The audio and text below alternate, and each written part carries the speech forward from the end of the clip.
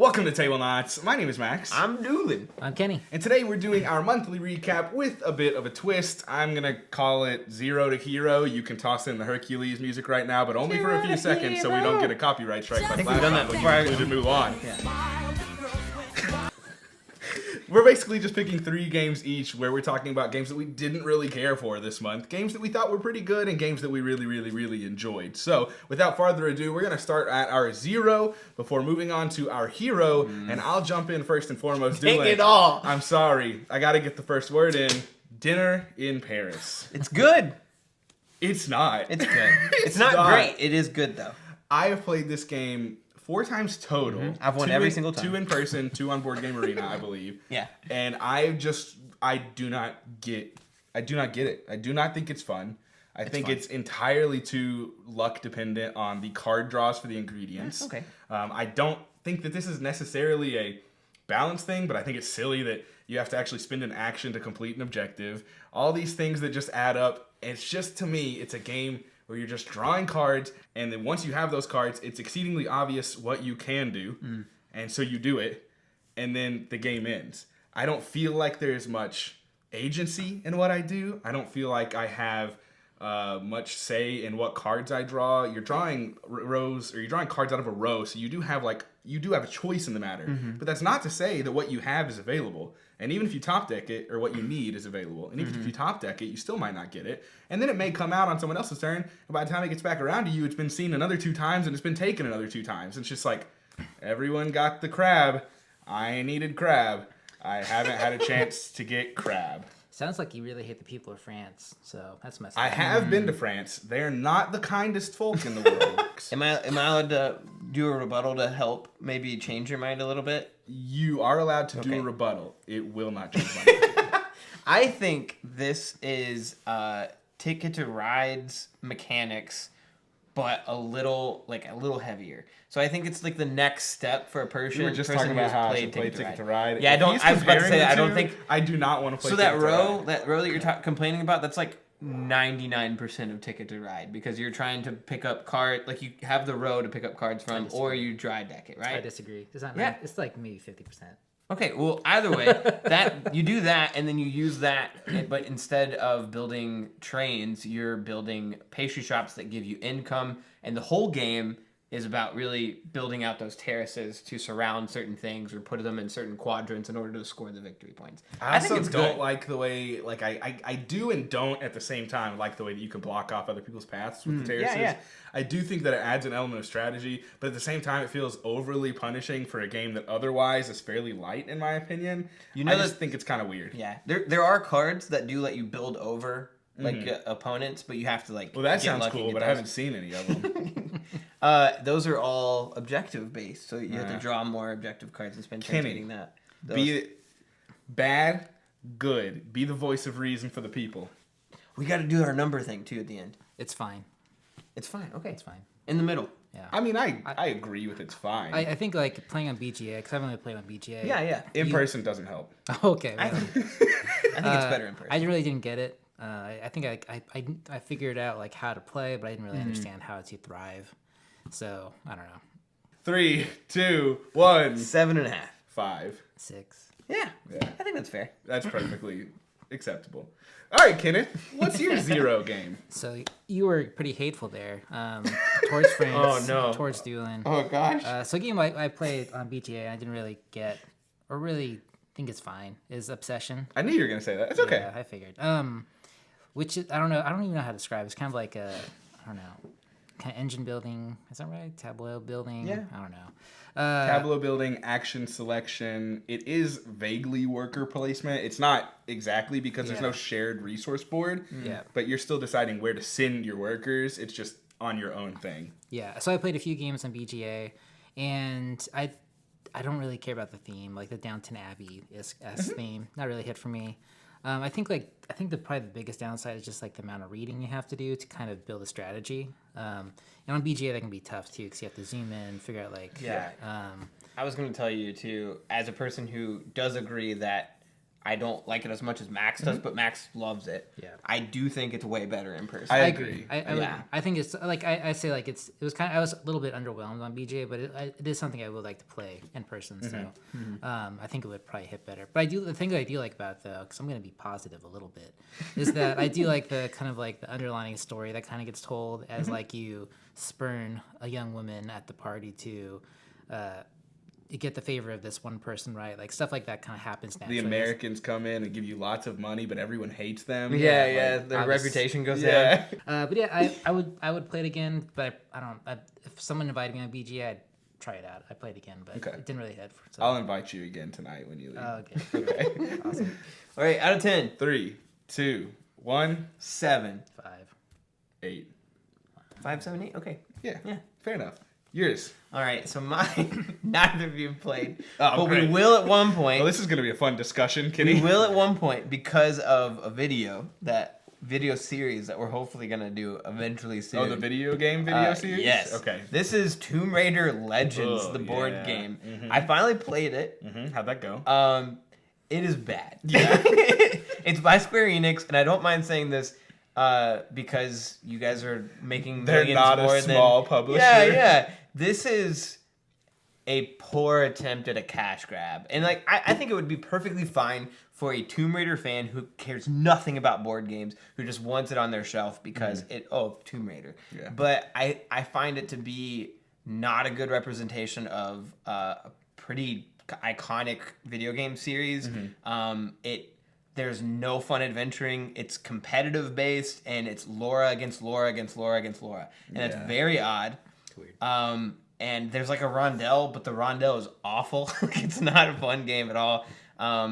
There are some like positives, I guess, like with the reveal of cards, and like there's even like the system of you actually have to plan out the next 4 moves rather than just one move, and we all reveal our cards at the same time. We put our cards face down and then we reveal them that way. There's a little there's a lot of playing of the board, but also playing of your friends. So like we're trying to be the one person that escapes with a treasure, and am I going to move on this one or am I going to move on this one? And if I move on this one, well, if they played their cards right, then they'll attack me as soon as I enter that room. But if they didn't play that attack after I move, then they won't hit me in time, and I'll move. Like I kind of like the sound of that, but again, not a good representation of Tomb Raider as a whole.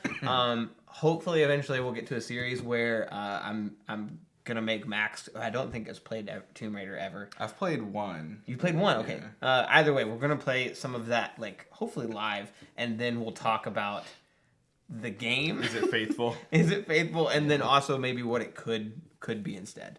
But I would give this game I'm just gonna be mean, 4 out of 10. It's not that great. Okay. It's a game. It's a game. I'll give it a 4 out of 10 too. Yeah, I agree. 3 out of 10. All right, moving on to the middle of the road game, which I want to clarify here, and I mentioned this before we started recording. This isn't so much. This is a like, right? Yeah, this is a like for me. It's just I'm not sure if I like it as much as others will.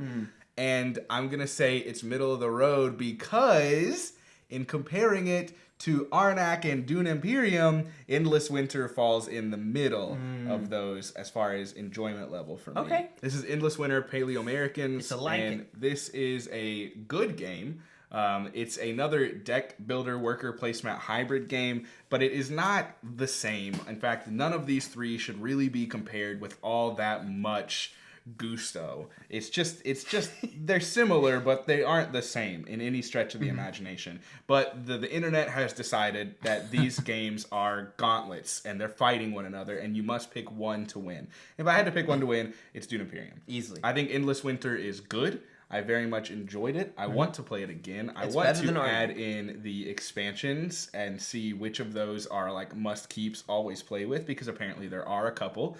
And I'm happy to continue to go back to this game. But it didn't blow me away by any stretch of the imagination. I found the deck building to be very obtuse, and that's probably a me problem. But I was playing, and I was like, I don't know why I want any of these cards except for like to go to specific locations, which is maybe all it's there for. But I expected more in deciding which tribe cards to pick up, and I was left feeling like it wasn't as big of a deal as I expected it to be. I still really like everything else that's going on. I enjoy the track on the right. I enjoy the whatever the pillars that you're stacking on top of each other over here. I enjoy the area control. Cumulatively, it works out really well to a very fun game. It's just individually, those elements aren't strong enough to win it over Dune Imperium or something like that. I will say that when I first was getting introduced to this, I was saying in my head, I'm not gonna like this. I'm not gonna like this. You were scared. I got very scared because there's just a lot. There's so much iconography. There's and not only that, like there's just like the areas that you're talking about. There's There's this board so here, many this things. board here, this board here, these And cards here. I have to remember what all those things do. Yeah. But by the end of it, I felt like I understood it pretty well, and I actually dig this a lot. But again, it's if I have to compare them, Dune is just far and above. To be fair, but we aren't comparing them. The internet's comparing them, and we are bending to the will of the internet. You know, but I did not like this. I love any game that throws in some area control, and I thought that was neat. But yeah, it was a good game. Yeah, I like. I mean, it's kind of like a. Oh crap! We're gonna have to edit this out. Nope, we're gonna leave it. This is your first mistake, Kenny. We're gonna leave it in. First mistake. I don't know. I mean, if you look at that one video you guys did of Dice Throwing, there was a lot of mistakes. But anyway, in this one, I think like the thing I like about it is like, so, like this huge grab bag of like all these different elements. It's like there's like 6-7 different things going on at the same time. I think it's like, you know, good or bad. It's not as focused as like Dune, right? To compare them, like in terms of like deck building or even the area control elements aren't that strong. But there's also just all these other things you got to kind of manage and worry about. And I think that's an interesting part. And I think like the production also is just like. Which you do have the deluxe version. It is very well produced. Yeah. If I could describe Endless Winter in one way, it would be it's a mixture of like 7 board games into one. There's deck building. We're not even talking about the collecting of the animals, which is like set collection. Like a set collection game. You're playing There's It's a Wonderful World over there. You're just doing all these kinds of things. Pattern building, area control. Like there's so many things in this game. The expansion has and stuff. Like there's like a. There's a roll and write expansion. No, there's not. Yes, there is. No, there isn't. It's called Cave Paintings. Yeah. And it just adds to the game. I think so. That's so much. Yeah. We gotta play with all. We should do a playthrough of Endless Winter with every module. You're gonna be like, sorry guys, you can't. We're using 3 overhead cameras to capture everything that's going on here. It's set up in like 5 different rooms. But yeah, Endless Winter, good game. Out of 10, what are we thinking? 3, 2, 1. 8.25. 8's across the board. You got a 0.25. I don't know. It deserved a little bit better than an 8, but not an 8.5. I mean, I think it's a very good game. I like it. I just the reason I put it in the middle of the road is again kind of because it's the middle of the road of those 3, and I think a lot of people are gonna love this game, and I really liked it, but I didn't quite love it yet. I still want to play it more. Kenny. So my like a game is actually right behind us. It's Three Sisters. Oh yeah. Okay. You played. told me nobody was going to talk about 3 Sisters. I changed my mind. Were we gonna talk about it? No. Okay, perfect. So this is a roll and write, kind of a traditional roll and write where you're just trying to find combos and all that stuff.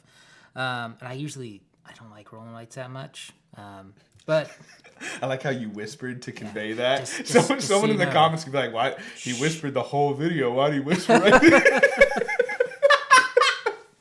you know, some of us are just soft spoken. I know.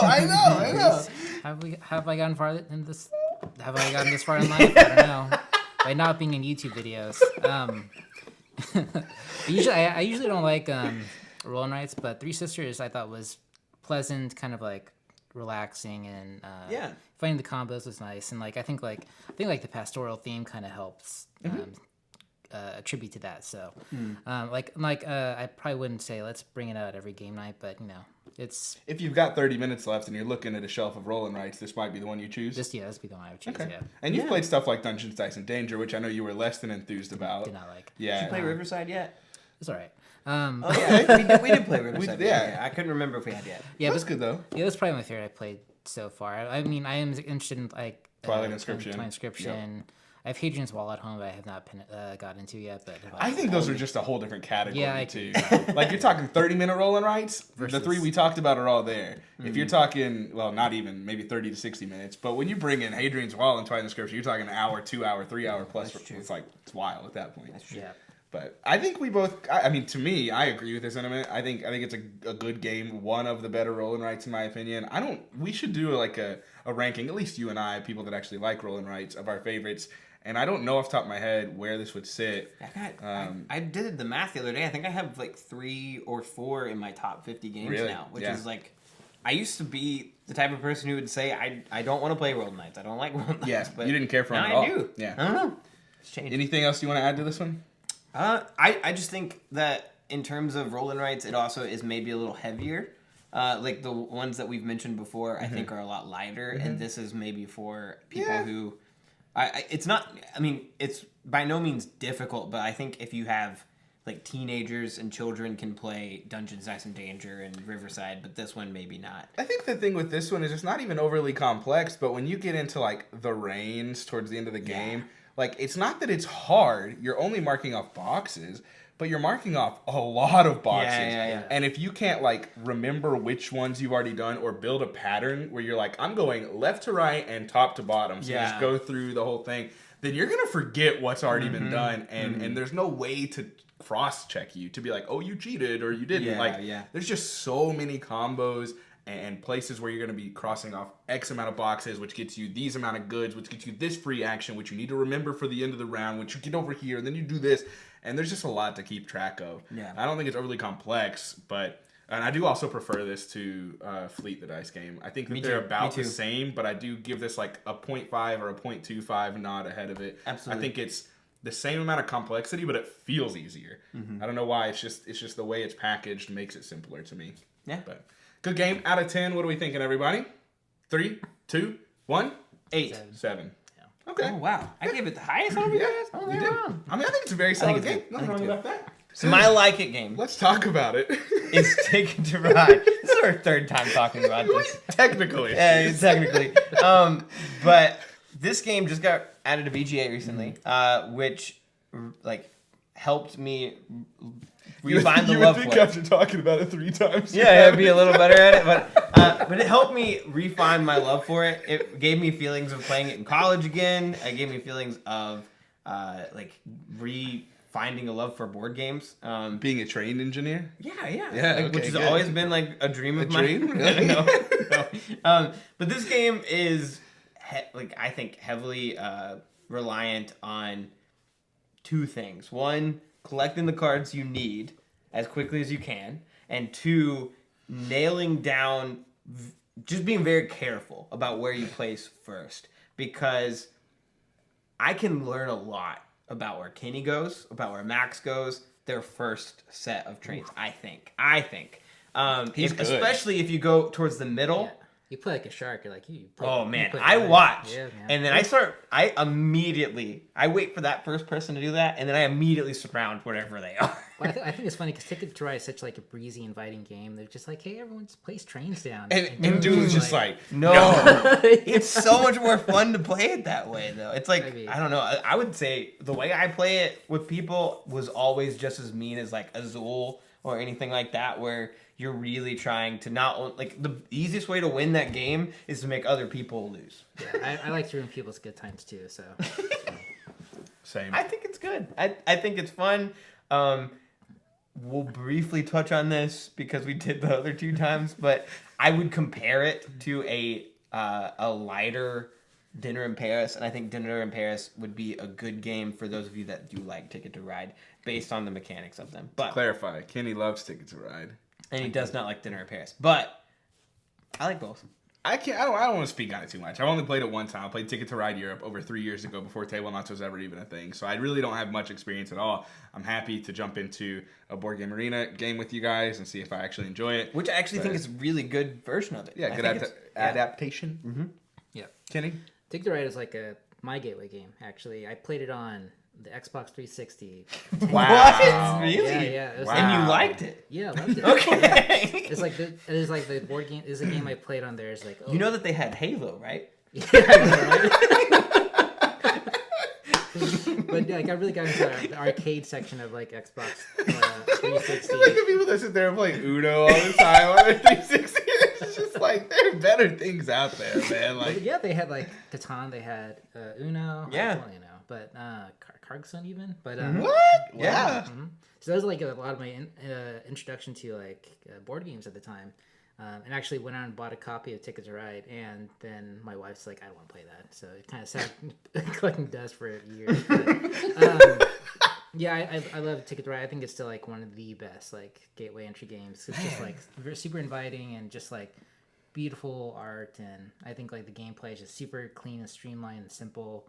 So y'all are making me want to try it. I know that we're talking about just base, but I do think that specifically Ticket to Ride London adds a little bit more flavor, like in terms of rules, and then makes it even shorter of an experience.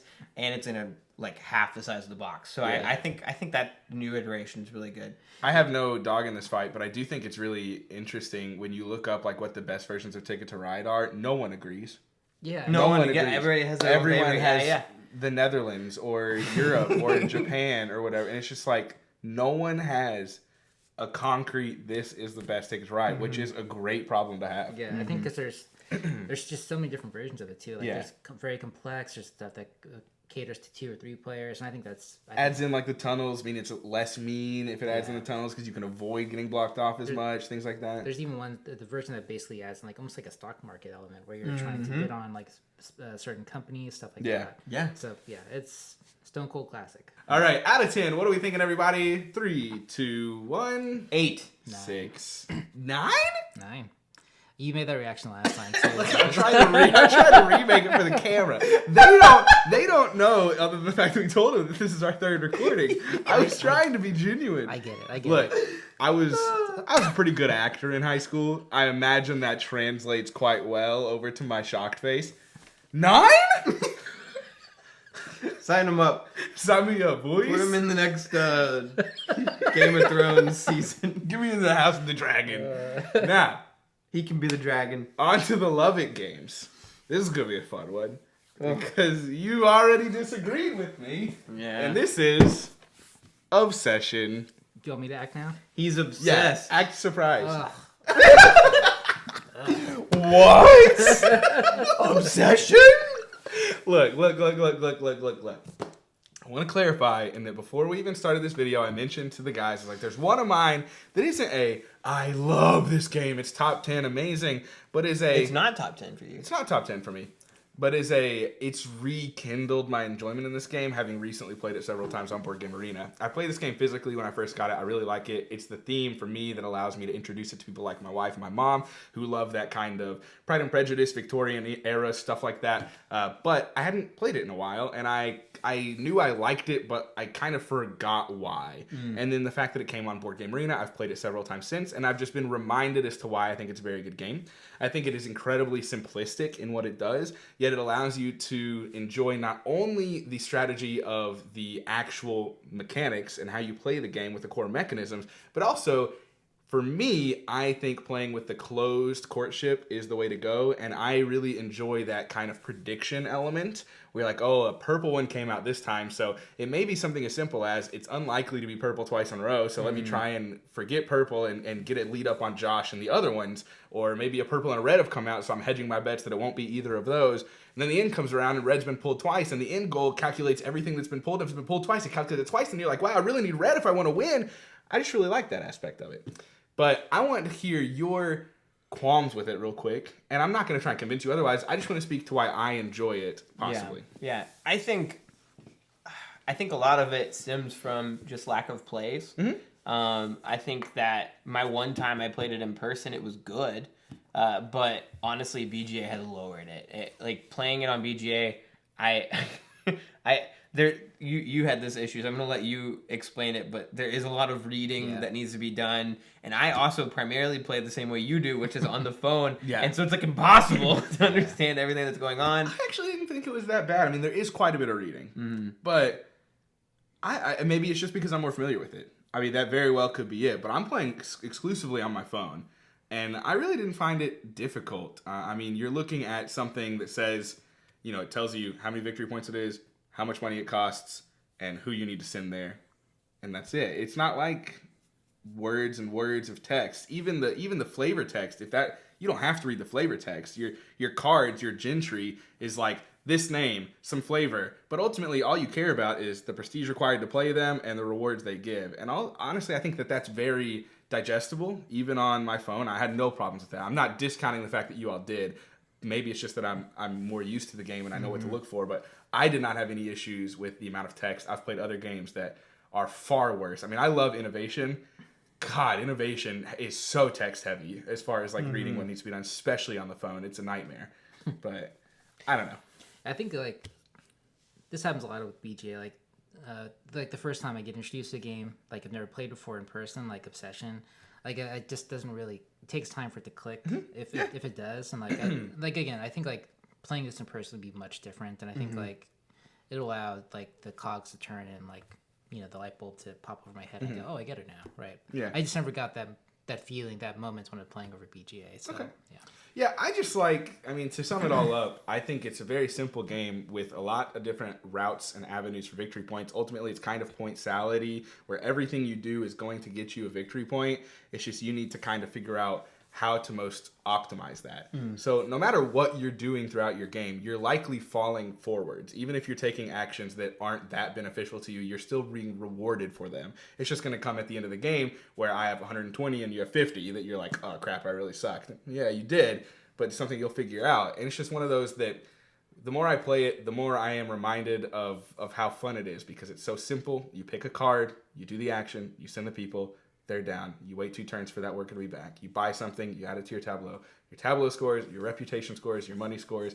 I just think it's all very simplistic in just the way it works, the way you score, the way the game ends. I love the round tracker. I love the courtships, especially with it being closed. I love the different events that happen, like the village fairs or the builders market, which are all super simple. It's just like, hey, now you're getting to buy any tiles you want rather than only 1 per turn. Or now reputation doesn't matter when you go play cards this round. It's just something that changes a little bit on these specific event rounds. Ultimately, I think it's a very good game. I have a lot of fun adding to my tableau and trying to be the victor and the one that courts the famous people. I can't even remember their names right now. Is it going to say? Probably not. The Gentry. The Fairchild. The Fairchild. Thanks, Kenneth. You got us there. Would you call this game a worker placement deck builder? No, I think you could. If you look at, let's throw that in there with the 3. if you look at Board Game Geek, it probably says that it has worker placement and deck building elements. But I find it weird to quantify this into like a specific category.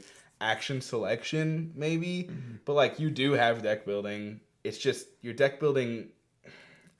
I don't know. It just ultimately there's a cornucopia of things that you could call it, but I don't think any of them are so heavily at play that it's like the deck building is very light. The worker placement isn't on a shared board, so there's always like a reason to not. It has a cornucopia of things that it is, but also various reasons that it's not that. Yeah, Let's just call it a fancy game for fancy people. Sure. My game is going to be similar to it, and I'm going to enjoy drawing some comparisons to it. Okay. So. Out of 10, what are we thinking, everybody? I don't love it from you guys. Let's just listen to me. 3, 2, 1, 8. 7. I forgot what I gave it last time. So. Oh, okay. We 6. didn't rank it last time. I didn't. 6. We didn't get through this aspect. Are you here? No. I think you gave it a 5. 5? No, it was 5. A 9. No. Definitely not. I think you gave it a 5. And I think I gave it a 6.5. We didn't rank it yet. Yeah, we did, because it was his game. Oh, you're talking about your time. Yeah, we should be the same, Did I rank right? it the same thing? That'll be hilarious. It might be different. We should go back and make sure when you're editing this, you're like, they're dummies. Wait, out of 10. 3, 2, 1, 7. 5. 8. 5, 7, 8? Okay. Yeah, fair enough. All right, Kenneth, your Love It game. So my Love It game, I've been playing this probably quite a bit the past 2 months. Oh, we're not going to be able to talk about it. I want to play this. No, you played it. What? Summoner's War. Oh, okay. I have. Second edition. I really thought it was We King's tried Dilemma. to, and I bailed on you. I'm sorry. It's true. You did. So this is a 2-player dueling style game. It's really more Doolin style game? Yeah, dueling style game. Yeah. You actually, I think you would love it too. So I do think you'd like this game. it's like more of a skirmish game. Has really beautiful art, and by Playdat Games. So I'm surprised you haven't tried it yet. But It's true. It is like a, almost kind of LCG system where like basically they're constantly releasing packs of different factions and teams, where you kind of just like playing head to head, bringing units onto the board and trying to kill the enemy summoner, which is pretty simple and very straightforward. But like each of the factions feels incredibly unique in just how they play on the board. And I think like the thing that really seals it is that they have a really good online implementation that just lets you play async. You have to play through like their website, Their web browser. Yeah. but I think like the implementation is really good, and like you can just because games are pretty quick, like probably like 10 or so turns before game over, right? But like there's just so much to experience to kind of explore already. I think like they have maybe 10 to 15 factions right now, but like I think they're going to expand it to, the plan is expanded to like somewhere in the 40s and 50s, right? And that's going to be pretty wild. How old is this game? Well, it's based off an older game from Yeah. like maybe 10 years ago. But this is the second edition. This is the second edition where they're kind of refining it, republishing it under new art and stuff. So I've played like a ton of it with like members on our Discord, Logan. He's been playing a lot. But yeah, I really do love it. I was going to ask you to compare it to a couple games, and then I remembered that you haven't played this game. And then I started thinking about the other comparison. I'm really not sure it fits. I was thinking about God Tier, which I know you haven't played, and I was thinking about War Chest at the same time, which I think maybe the map movement of War Chest kind of checks out, but Maybe.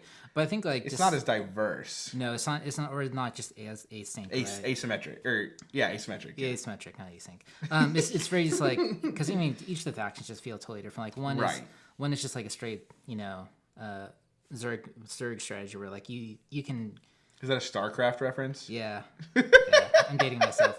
Well, like you can just like straight up like get in the enemy summoner's face like right away, right? Yeah. Or some are like just constantly like almost like this turtling strategy where you are just like necromancy, things or like that. Pulling from the hit points of your enemies to build up your summoner, stuff like that. There's just so many cool things about it, and like I said, lots of cool stuff to explore in that game. So I've only played it one time. I did very much enjoy my play of it, but it's not quite reached a high level for me yet. I've only played it once. I think it's a game that probably because of its asymmetry really lends itself to playing it over and over again, especially with like against the same opponent. I agree. I imagine that's partly why you've found so much love for it lately, is just playing it online against the same person. Yep. And I imagine that's really a boon to understanding the game and reading your opponent and how that plays. But I think the thing is too, like it actually plays really well on the phone too. So, we should give it a try. You should go. I need to learn this. Yeah, it's very good. So, out of 10, Doolin, you don't get the rank. Nope. Kenny, 3, 2, 1, 7. I'd probably give 9 too. Okay. Yeah. Fair enough. Okay. What's All your right. love it, Doolin? Take us home. My Love It is also a game that got added to BGA over the last month.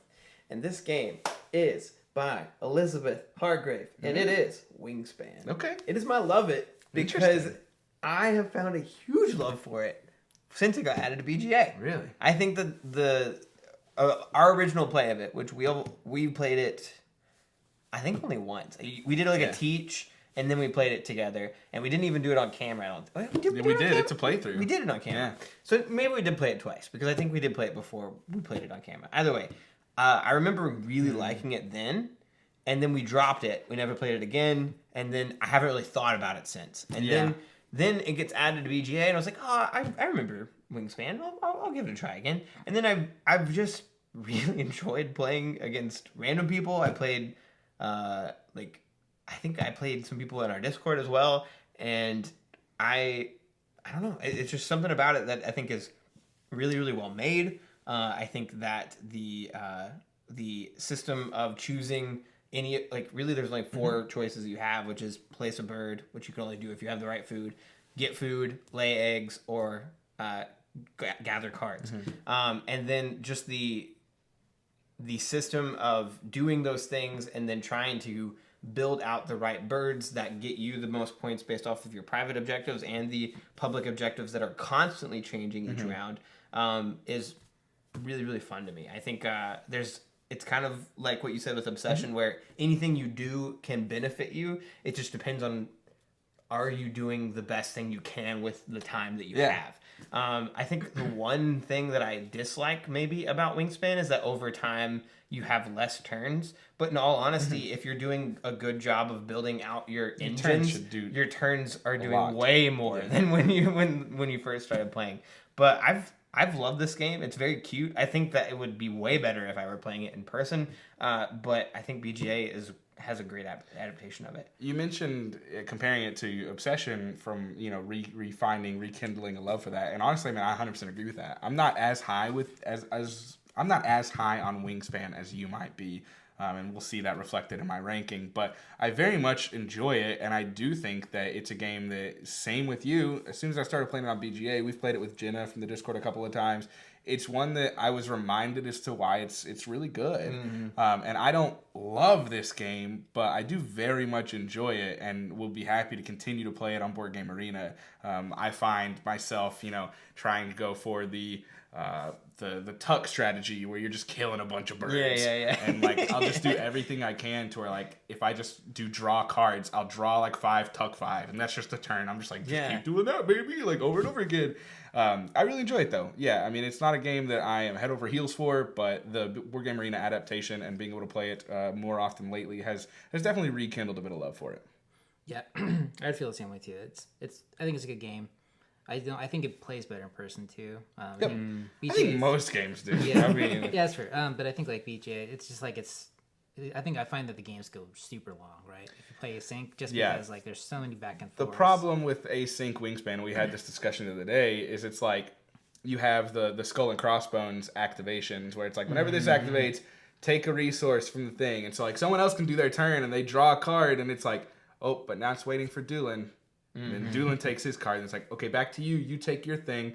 Oh, but now it's waiting for Kenny. And it's just like, it can take a while to get through those activations because a lot of times you're being rewarded during someone else's turn. And so ultimately that can just kind of bog down in the Board Game Arena adaptation. But I don't think it's enough to be like, don't play this game. I think the Board Game Arena adaptation is a great adaptation, but it is something to just be mindful of. With that, I definitely think that there have been times where, because of that, I've forgotten what I was doing in the middle of a turn. 100%. And that's probably my biggest fault with Board Game Arena in general. Is that like I come back, I'm like, wait, what? I know. I should have left notes for myself. We'll be playing in like My City even. Yeah, and it's yeah, like yeah. I had a perfect plan for these things. I'm like, this is gonna go here, this is gonna go here, and then a day and a half has passed. I'm like, aw, I don't remember anything that I wanted to do. It's brutal. But all good games, Brent. So anyways, these are our zero hero. Wait. Rank. Oh, Wingspan. ranks. Yeah. 3, 2, 1. 9. 7. Yeah. I knew me and I think it's really good. wow. I was about to say that me and him were meant to be together, and then he almost just ghosted me entirely on the high five, and whew, that was going to be a real heartbreaker right there. Thanks for watching, everybody. If you enjoyed the video, don't forget to like and subscribe. Check out our past recaps if you're interested in what we've been playing, and we look forward to seeing you next time. Catch you later. Love you guys.